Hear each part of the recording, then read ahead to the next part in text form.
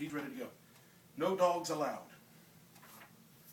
One day, Jingle was resting beside the front steps of the Pineville Elementary School. Suddenly, the school bell began to clang out loud, and the children who were inside ran outside. That made Jingle very happy.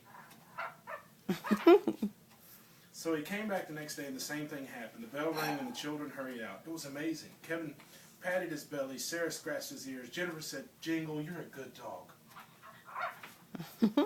Jingle loved to bark hello. Jingle even loved to sing. Jingle even loved to sing. But what Jingle loved most was being with his friends. He liked to race Kevin to the edge of the schoolyard. But every day Kevin said, bye, Jingle, it's time for me to go.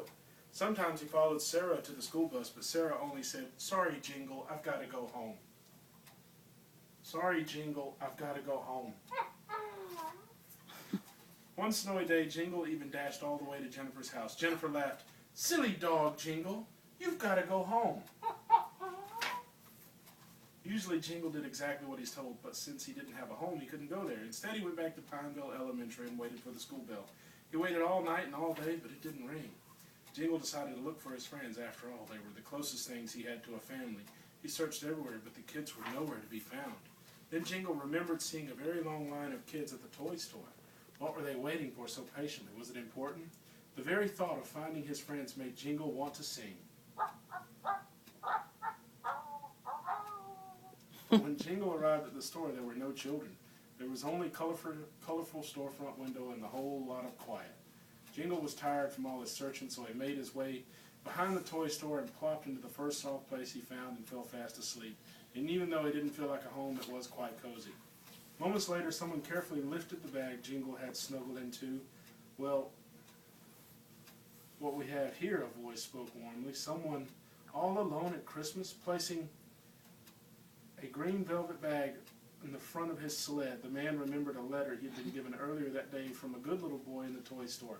Ho, ho, ho, he said to himself. This gives me an idea. He wasn't sure what was going to happen, but suddenly Jingle felt very happy. The next morning, Jingle was surrounded by the smell of pine and peppermint.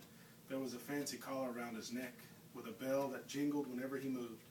But the best surprise of all came when Jingle saw Andrew, one of his friends from school. It's Jingle, Andrew said. Jingle, you're such a good dog. When the two friends spent the rest of Christmas Day playing together, Jingle's bell ringing merrily all the while. That night before Andrew turned out the lights in his room, Jingle hopped into bed. Andrew said, Jingle, stay, and Jingle did.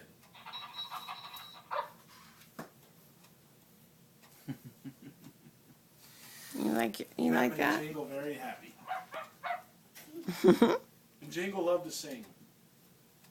I don't know if that's the right phrase. I guess if you said Jingle.